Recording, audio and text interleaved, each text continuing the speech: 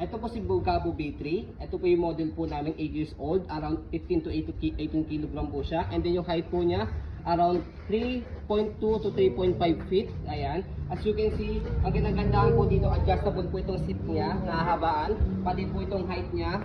Yan. Isang dalan po niya, na-adjust din po siya ng mataas. And then ang kinagandahan sa kanya, compare sa normal o sa ibang stroller, as you can see, upong-upo siya. Flatten po yung upuan po niya. Ayan. So kapag minaneuver siya, extended yung canopy, nahahabaan. Ayan. Okay. Handle. Kaya maganda po ito sa mga malaking daddies and mommy. As you can see, ayan. So bagay na bagay po ito sa mga matangkad, may katabaan po kasi heavy duty and then easy to maneuver pa siya. Okay? So kung baby po ninyo may katabaan and then may katangkaran, bagay na bagay po sa kanila po itong Bugabo B3. So yun po, maraming salamat.